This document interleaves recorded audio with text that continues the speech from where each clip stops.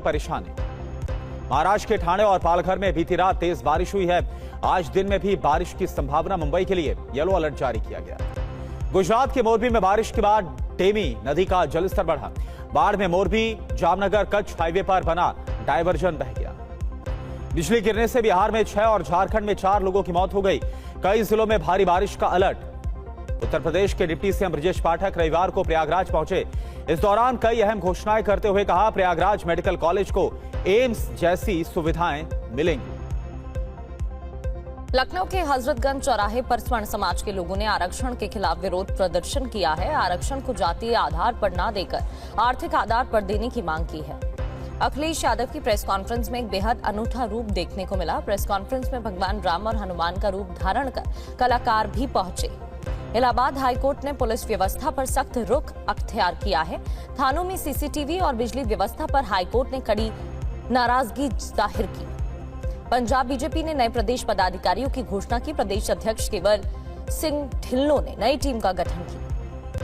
महाराष्ट्र में धर्मांतरण विरोधी कानून को मंजूरी मिली है। नए कानून में दोषी पाए जाने पर 7 साल तक की सजा का प्रावधान है।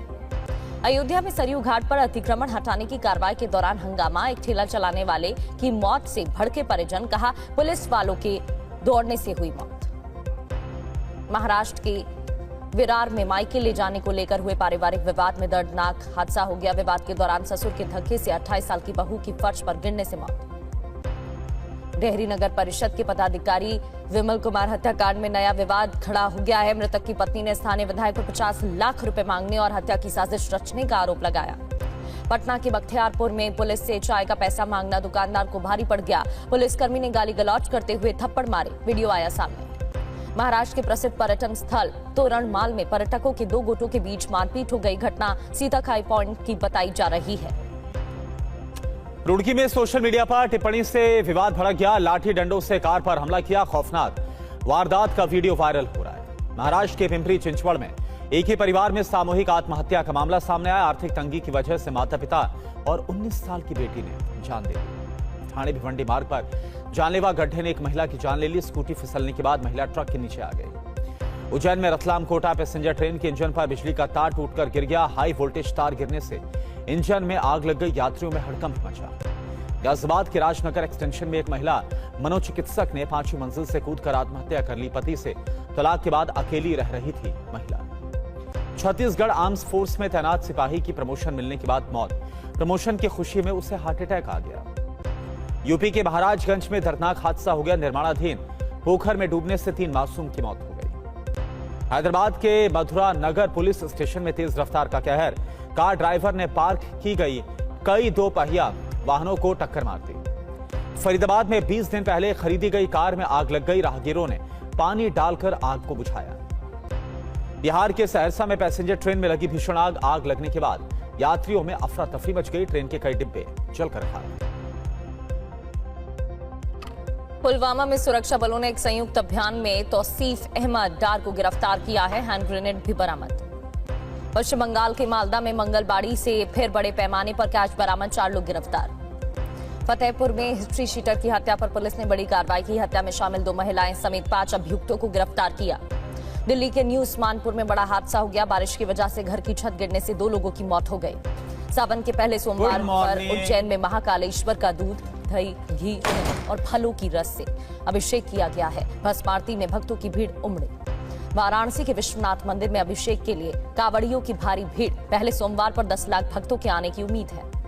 झारखंड के देवघर में उमड़ा आस्था का जन सैलाब। श्रद्धालुओं ने जलाभिषेक किया। शिव के जयकार। और चलिए अब आपको दिखाते हैं लोकल, नेशनल और ग्लोबल खबरें सुपरफास्ट अंदाज में।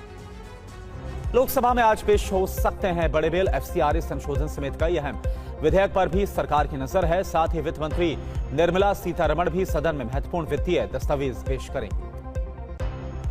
आज से उत्तर प्रदेश विधानसभा का मानसून सत्र 4 दिन का होगा। विधानसभा का मानसून सत्र में महंगाई और बेरोजगारी जैसे मुद्दे उठाएगा विपक्ष।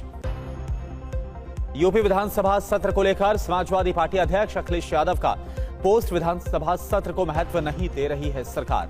4 दिन की सरकार, इसलिए 4 दिन का सत्र।